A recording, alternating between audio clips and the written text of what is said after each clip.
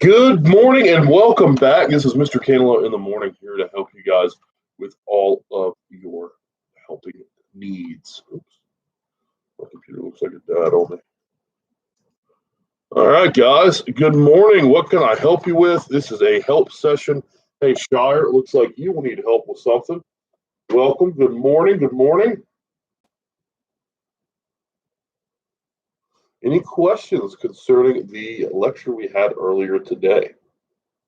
Questions, comments, concerns, complaints? Oh, there's a cat.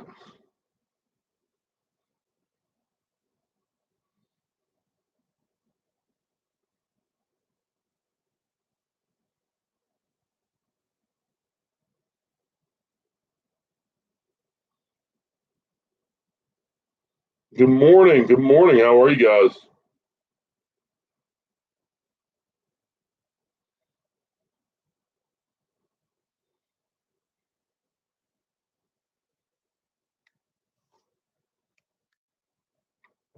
All right, there we go. Yeah, I think we're both happier about that situation. All right, good morning. Questions, guys. Any questions that you may have? This is the time for questions.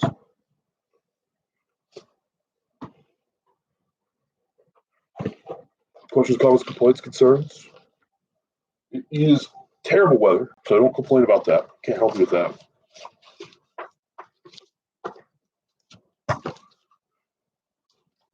If you have any questions, now is the time to ask them. Did you enjoy the lecture? That's my question. Did you enjoy it? If you haven't caught it already, the video is up on my YouTube channel for anything that you missed. And I'm here to help you guys.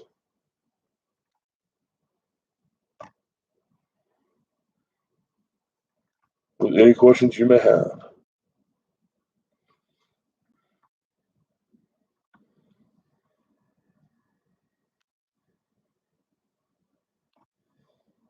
Peyton, what are you looking for?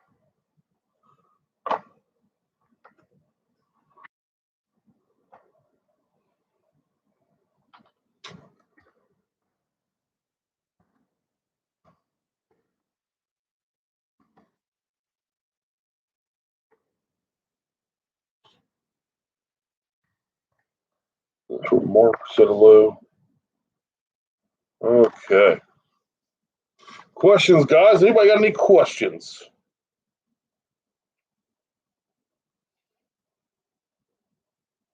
Seeing that there are none right now, I'm going to begin chapter 4 of The Hobbit, where we left off last. All right. So if you have any questions, go ahead and type them in. Otherwise, sit back, relax, and enjoy The Hobbit. There were many paths that led up into those mountains, and many passes over them. But most of these paths were cheats and deceptions and led nowhere or to bad ends. And most of the passes were infested by evil things and dreadful dangers. The dwarf and the hobbit, helped by the wise advice of Elrond and the knowledge and memory of Gandalf, took the right road to the right pass. Long days after they had climbed out of the valley and left the last homely house miles beyond, they were still going up and up and up.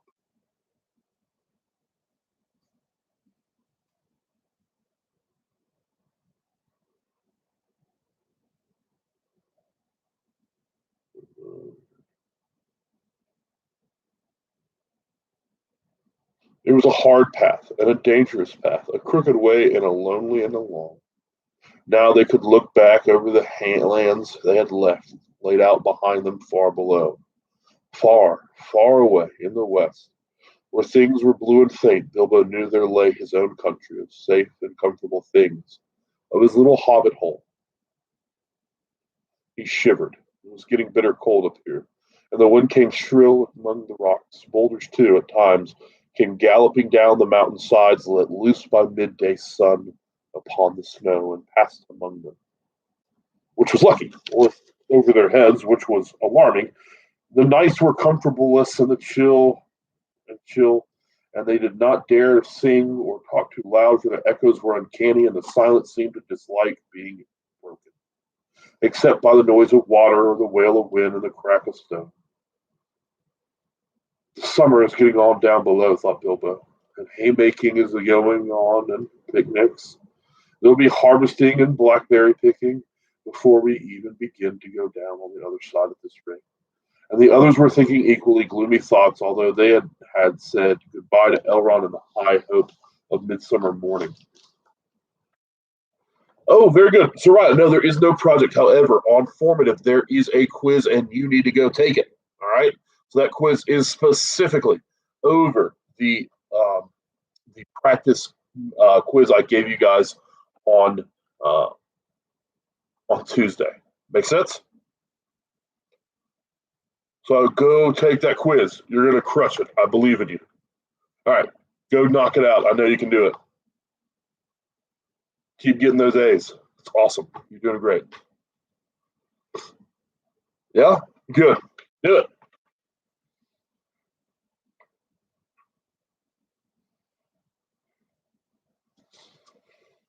And let Elrond, in the high hope of midsummer mornings, they had spoken of the passage of the mountains and riding swift across the lands beyond. They had thought of coming to the secret door in the lonely mountains, perhaps that very next first moon of autumn, and perhaps it will be Durin's day. They said only Gandalf had shaken his head and said nothing. Dwarves had not passed that way for many years, but Gandalf had, and he knew how evil and danger had grown and thriven in the wilds as the dragons had driven men from the lands. And the goblins had spread in secret after the battle of the mines of Moria. Even the good plans of wise wizards like Gandalf and of his good friends like Elrond go astray. Sometimes when you are off to a dangerous adventure over the edge of the wild, and Gandalf was a wide enough wizard to know it. He knew that something unexpected might happen, and he hardly dared to hope that he would pass without fearful adventure. Over those great tall mountains with lonely peaks and valleys where no king ruled, they did not. All was well until one day they met a thunderstorm. More than a thunderstorm, a thunder battle. You know how terrific a really big thunderstorm can be down in the land and in the river valley, especially at times when two great thunderstorms meet and clash. More terrible still are thunder and lightning in the mountains at night, when storms come up from the east and the west and make war. The lightning splinters on the peaks and rocks shiver. The great crashes split the air and go rolling, tumbling down into every cave and hollow, and the darkness is filled with overwhelming noise and sudden light. Bilbo had never seen or imagined anything of the kind. They were high up in a narrow place with a dreadful fall and a dim valley on one side of them. When they were sheltering under a hanging rock for the night, and he lay beneath a blanket and shook from head to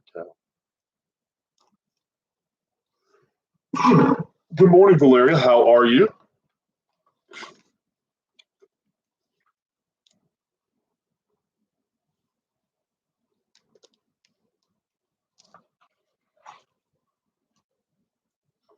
What's going on, Val? How you been? Good. Any questions about what we covered today?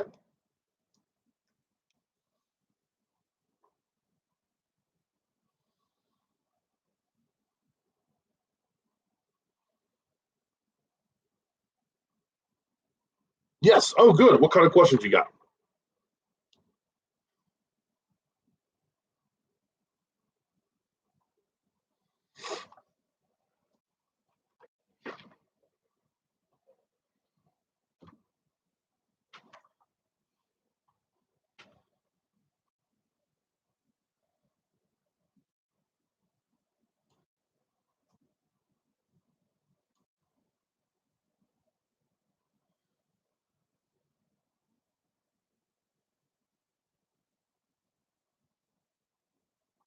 I don't know where most of the places go on the number chart for our quiz. Oh, very good. So, one thing you can do, Valeria, is you can go back to the assignment I gave you on Tuesday, and you can work off of that map. And that's a great way to start learning where these locations are. So you need to play that game over and over again and get down to where you know where this stuff is. And then you'll be really able to look at it and say, I know exactly what number one is, or I know exactly what number two is. And you'll be able to coordinate those places with those numbers. So you're looking for the place I gave you, and then you're going to coordinate that with a number. The game is not for a grade, but the quiz for today is for a grade. All right. So the game that's on the link I sent you, that's not for a grade.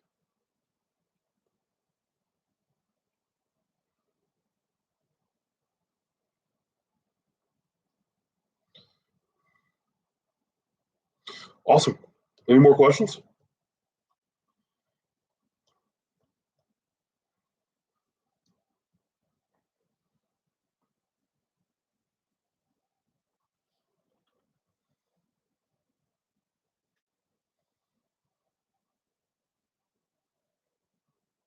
Okay. Yeah. Go ahead.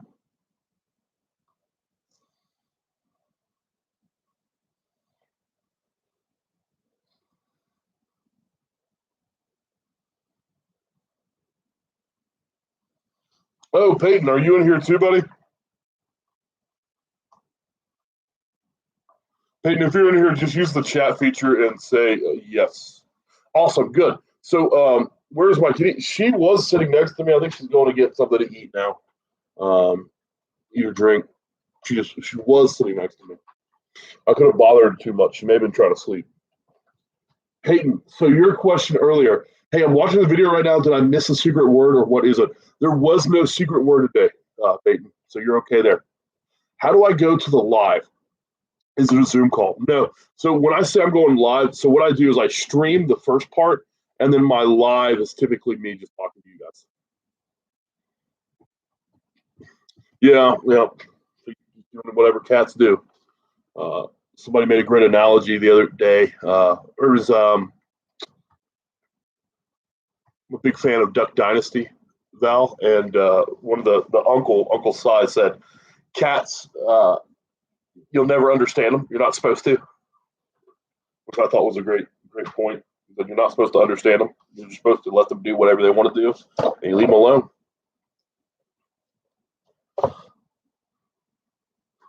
And you're lucky if they decide to spend time with you.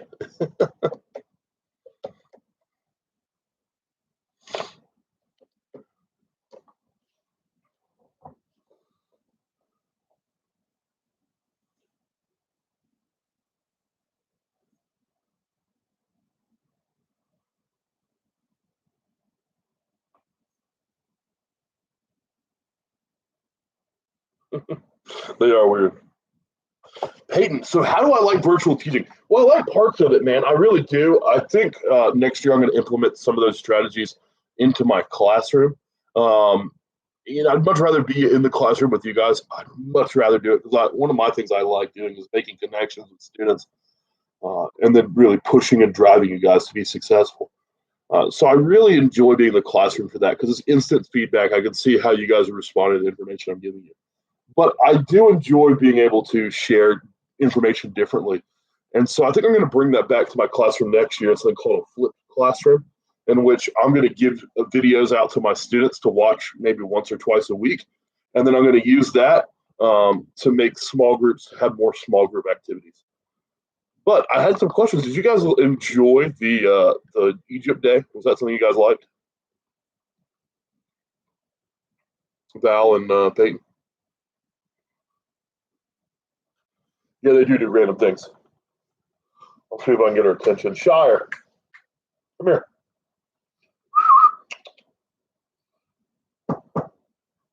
Oh, got her. Let's see if I can get her up here. Yes.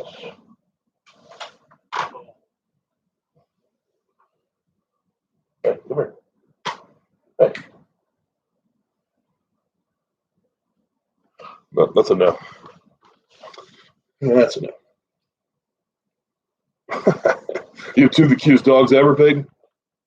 What are their names? Yeah, she does a little bit.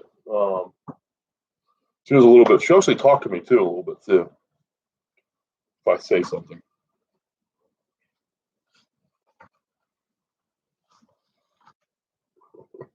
They don't always listen. Sometimes they're more like a dog than they are a cat. Well, that's always a good reason to listen to anything, right?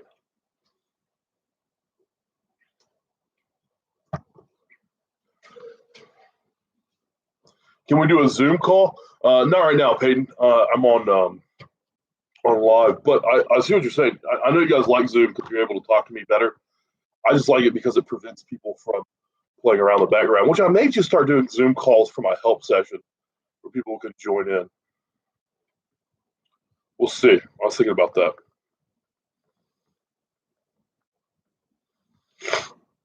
All right. Any questions? I know Val, your dog listens to you when you call her. Yeah, dogs are really good at coming and hanging out with you when you need them. Or most of the time they are. Sometimes they're like, ugh, want to go chill out.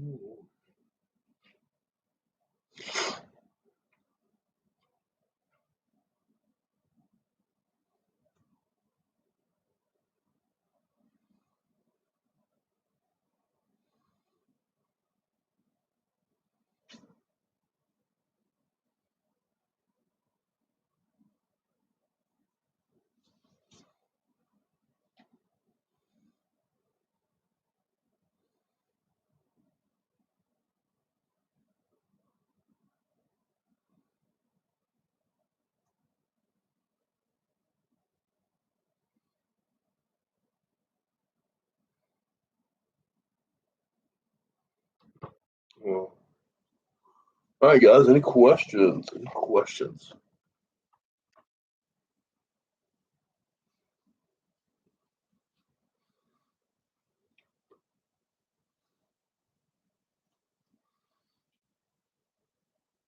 So, how's life? Great question, Peyton. Life's good, man. Life is good.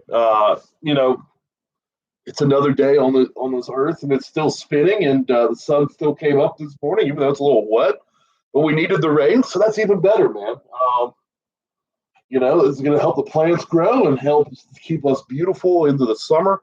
So life is good, man. Even though we're not where we want to be, life is still good. It's going to remain to be that way too, which is awesome. And Call of Duty had a massive update. That was good.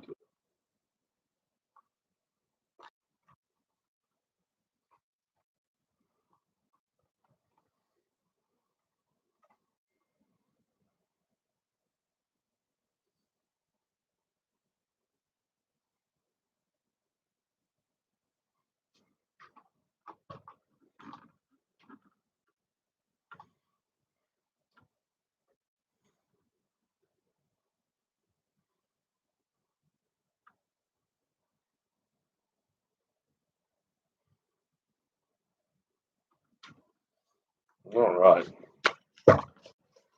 Shall we get back into it? A little hobbit. All right.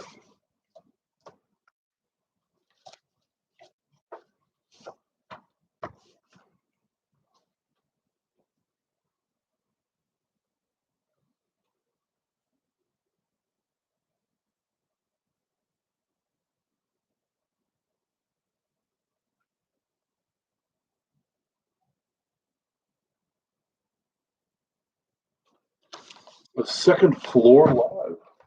I don't know what that is. That sounds pretty cool, Peyton. What is it? Interesting. A second floor live.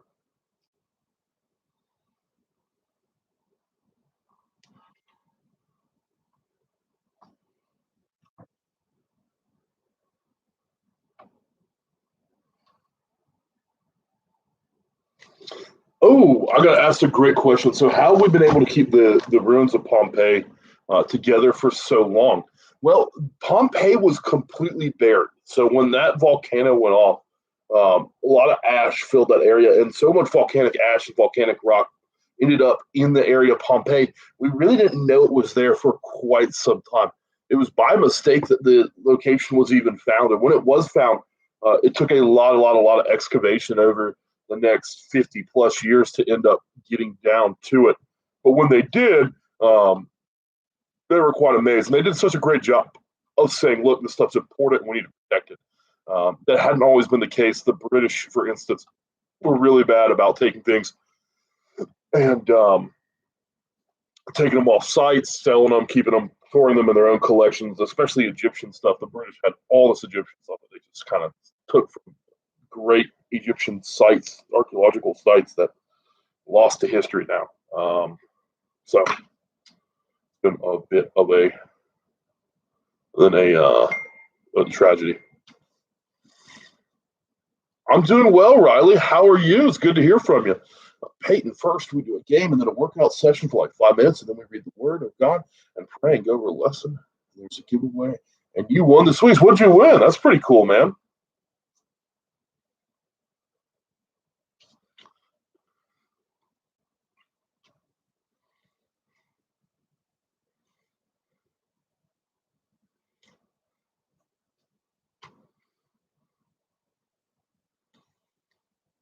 What happened to your ankle? Why is it healing? A BB-8 pop? What's a BB-8 pop?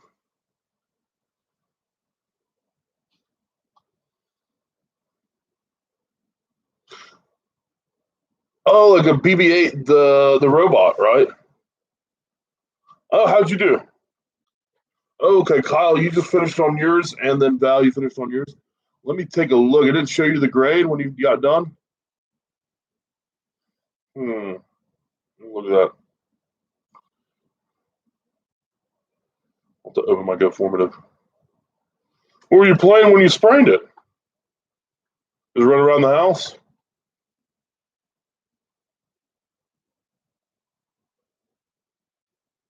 Oh, it's not showing, Kyle? All right, let me take a look real quick. Uh,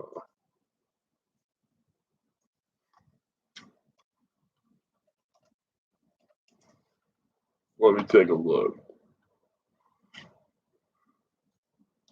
I'll turn that on for y'all so you can see. Make sure you're getting the grade you want. Let's see. You finished yours too, Peyton? Okay. Responses, totals, 5.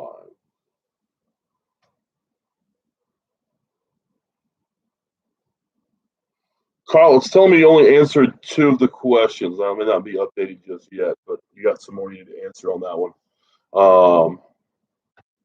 Here, I'm going to go in and make it to where you guys can see what you're getting on it. They're assigned. After student submits.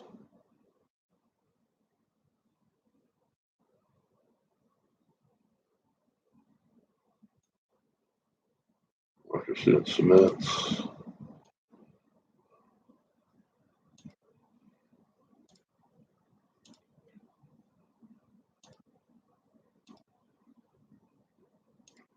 Oops, I got to hit the update button or it's not going to do it.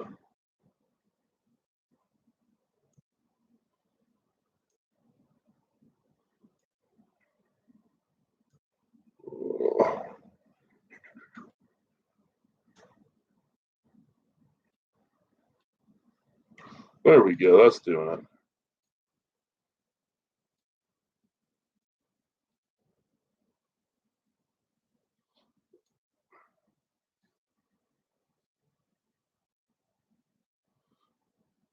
All right. Yeah, it was only showing me that you did 2 of them, Kyle. So I'd go back and take a look at it because right now it's just saying that your grade was a 50 on it. I know you know more than that. So go back and take a look at it again. It should tell you from now on what you got on your assignment. And so let me know if it does it and I'll go check it again, but it should show you that from now on. All right. Val, let's see.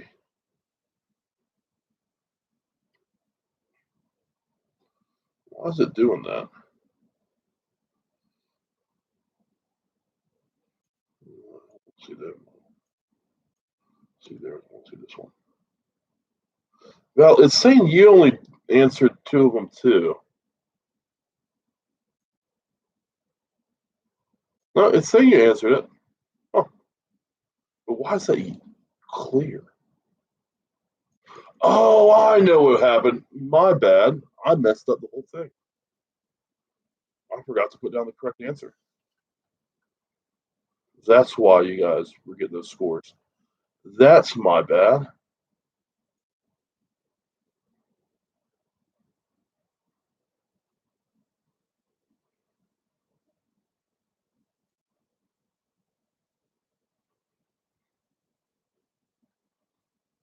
Oh, yeah. I didn't pick the correct answer, so you guys could have put anything and it would not have counted it. What number did you locate Jerusalem?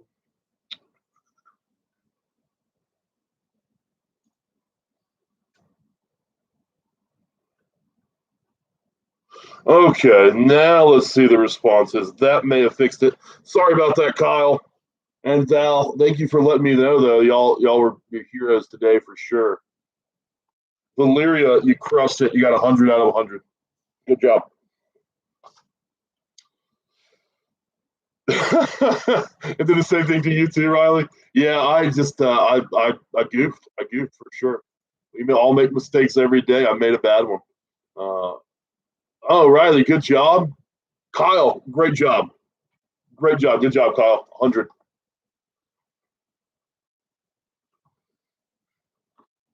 I got it fixed. I figured out what happened. I messed up. Bye, Peyton. Yeah, I'll definitely think about it, buddy. Just send me the information for it, and I will check it out.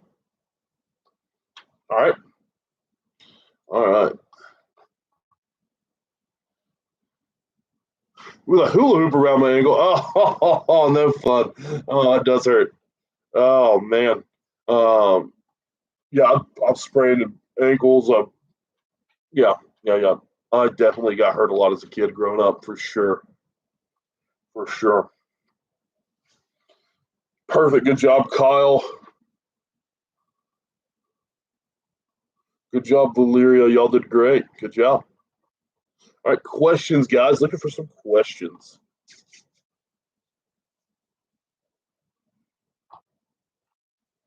If not, getting back to it. The Hobbit. Underhill and Overhill and Underhill. There we go. You submitted a quiz. Thank you, Madison. I got it. And your grades just showed up for you now.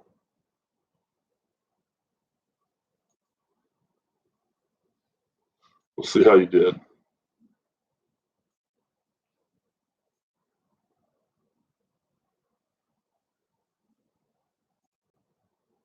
Madison, fantastic. Great job. Very, very, very good. 5 out of 5.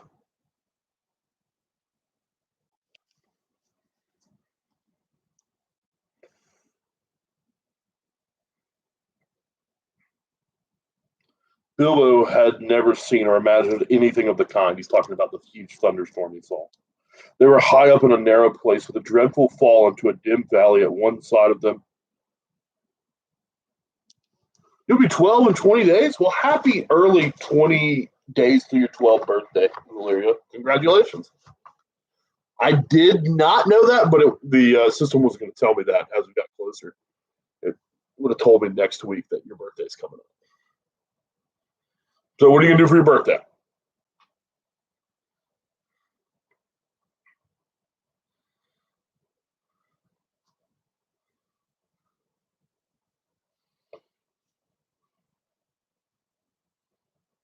They were sheltering under a hanging rock for the night, and he lay beneath a blanket and shook from head to toe. When he peeped out into the lightning flashes, he saw them across the valley. The stone giants were out, and they were hurling rocks at one another for a game and catching them and tossing them down to the darkness, where they smashed among the trees far below or splintered into little bits with a bang. Then came a wind and a rain, and the wind whirled the rain and the hail about in every direction, so that an overhanging rock was no protection. Soon they were getting drenched, and their ponies were were standing with their heads down and their tails between their legs, and some of them were whinnying with fright. They could hear the giants guffawing and shouting all over the mountainsides. "This won't do at all," said Thorin. "If we don't get blown off or drowned or struck by lightning, we shall be picked up by some giant and kicked sky high for a football." This is the giants throwing the stones. They're throwing them high up and they're breaking them.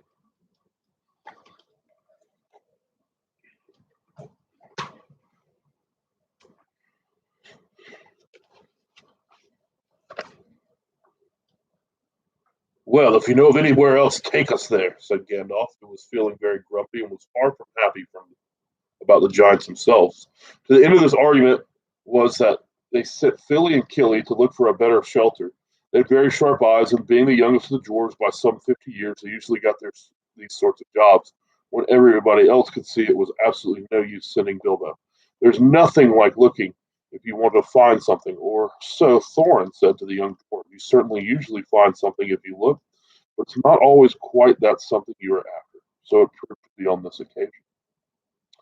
Have you thoroughly explored it?" Soon Fili and Kili came crawling back, holding on to the rocks in the wind. "We have found a dry cave," they said, "not far around the next corner, and ponies and all could get inside." "Have you thoroughly explored it?" said the wizard, who knew that caves up in the mountains were seldom unoccupied. "Yes, yes," they said, and though everybody knew they could not have been long about it, they'd come back too quick. "It isn't that all that big, and it does not go far back." That, of course, is the dangerous part about caves, you know. You don't know how far they go back sometimes, or where a passage behind may lead to, or what is waiting for you inside. But now Fili and Kili's news seemed good enough. So they all got up and prepared to move. The wind was howling and the thunder still growling, and they had a business getting themselves and their ponies along. Still, it was not very far to go, and before long they came to a big rock standing out into the path. If you step behind, you found a low arch on the side of the mountain where you could there was just room to get the ponies through with a squeeze. When they had been unpacked and unsaddled, as they all passed under the arch, it was good to hear the wind and the rain. Outside of all about them, they could feel safe from the giants and their rocks, but the wizard was taking no risk. He lit up his wand as he did that day in Bilbo's dining room. They seemed so long ago, if you remember.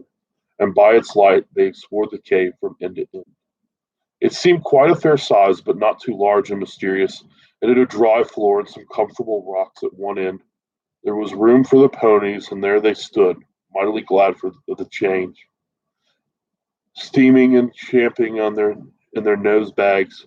Oin and Gloin wanted to light a fire at the door to dry their clothes, but Gandalf would not hear of it. So they spread out their wet things on the floor. They got dry ones out of their bundles, and they made their blankets comfortable.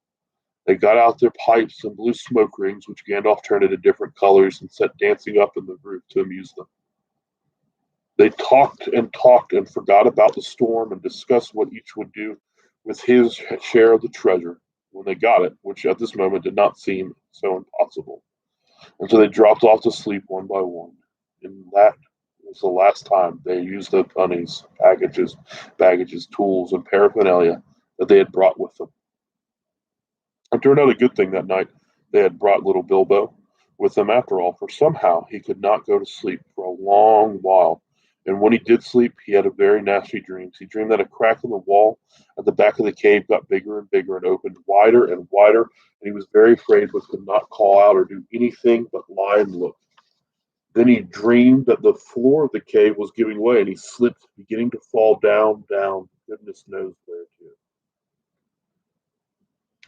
At that, he woke up with a horrible smart and found the part of his dream was true. A crack had opened in the back of the cave, and there was already a wide passage. He had just in time to see the last of the ponies' tails disappearing into it. Of course, he gave a very loud a yell as a hobbit can give when it is surprised, which is surprising for something their size. Out jumped the goblins, big goblins, great ugly-looking goblins, lots of goblins. Before you could say rocks and blocks, there were 6 to each dwarf, at least, and 2 even for Bilbo, and they were all grabbed and carried through the crack before you could say tinder and flint, but not Gandalf. Bilbo's yell had done that much good. It had awakened him wide up in a splintered second, and when the goblins came to grab him, there was a terrific flash like lightning in the cave, a smell like gunpowder, and several of them fell dead. The crack closed with a snap, and Bilbo and the dwarves were on the wrong side of it. Where was Gandalf? Of that, neither they nor the goblins had any idea, and the goblins did not wait to find out. They seized Bilbo and the dwarves and hurried them along. It was deep, deep, dark, such as only goblins have taken the liking to. Living in the heart of mountains can see through. Their passages were crossed and tangled in all directions, but the goblins knew their way, as well as you do, to the nearest post office, and the way they went down and down, and it was the most horribly stuffy. The goblins were very rough and pinched unmercifully, and chuckled and laughed in their horrible stony voices, and Bilbo was more unhappy even than when the troll had picked him up by his toes. He wished again for his nice, bright hobbit hole, not for the last time. Now there was a glimmer at the red light before them. The goblins began to sing or croak, keeping time with the flap of their feet on the stone and shaking their prisoners as well.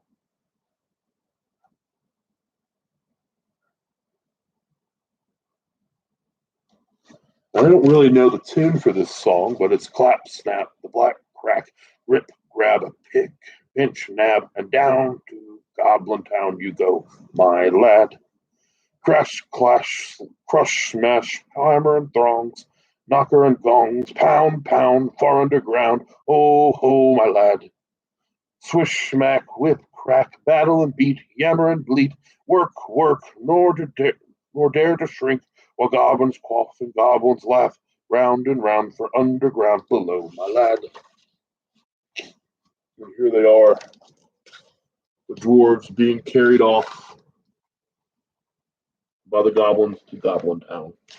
Not a very good picture. Let's see that. Really good. Our dwarves are there in the multicolors. And off they're going. The Goblin Town. All right, we're going to leave you with some suspense right there. Our dwarves and Bilbo have been nabbed by the goblins. Let's see if they can get out of this mess. All right. Have a wonderful day. I'll see you guys back on here at 1 o'clock. I will talk to you then. Have a great day. See ya.